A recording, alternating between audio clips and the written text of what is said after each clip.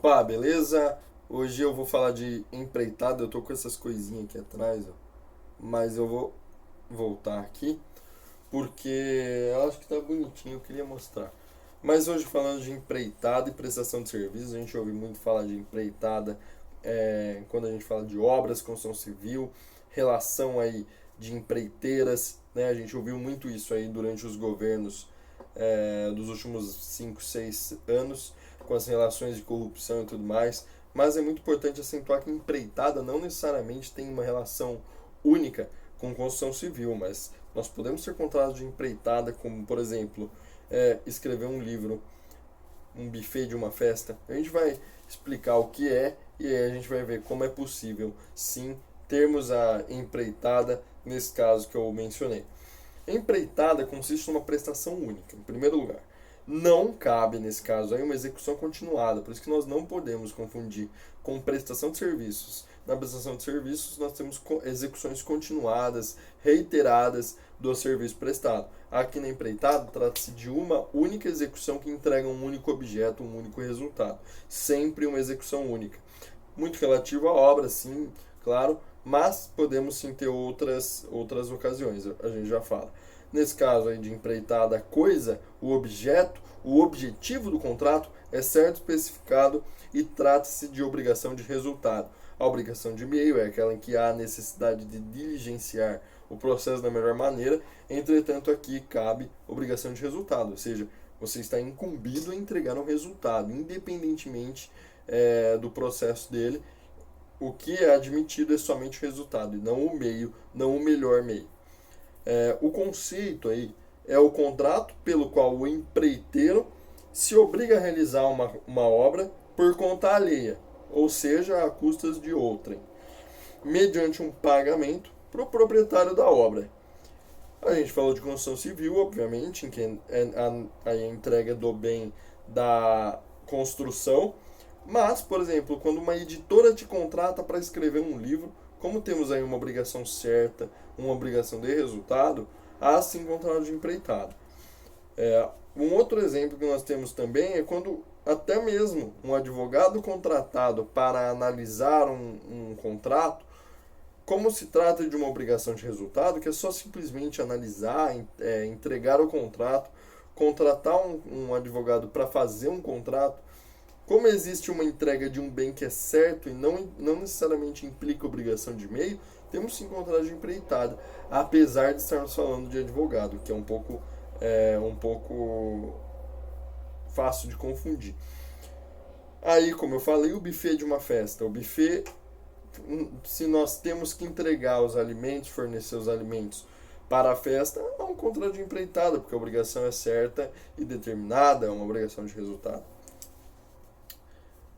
Quanto à verificação do processo, quanto à verificação do objetivo, do resultado, quem faz a verificação se está tudo correndo ok é o dono, é o proprietário da obra.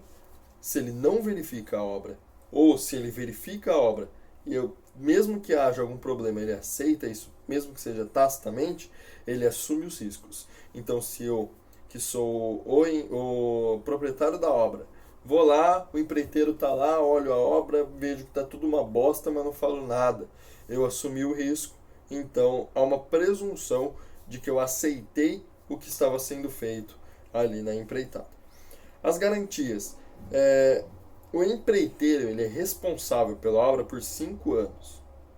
Então nós temos 5 anos aí de garantia para o prédio não cair, para a comida não azedar, no caso do buffet, para o livro não ter defeitos, no caso daí que eu falei que a editora contrata.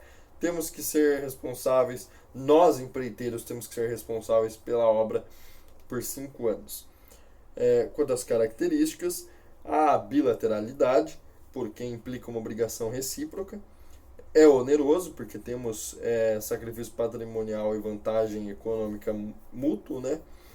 Ele é consensual, não precisa da tradução, até porque se ele não entregar, ele é penalizado.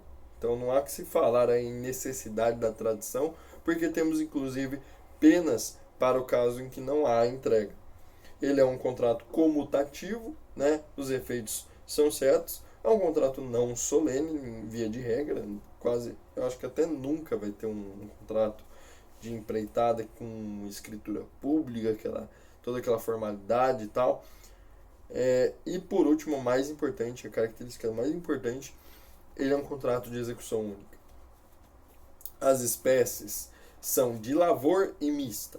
Como eu falei lá no conceito, é o contrato pelo qual o empreiteiro se obriga a realizar uma obra por conta alheia.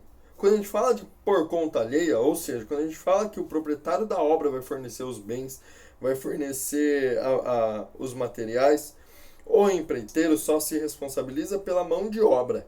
Então, nesse caso, temos uma empreitada de lavor. Porém, quando o empreiteiro se responsabiliza pela mão de obra e pelos materiais, temos que é uma empreitada mista.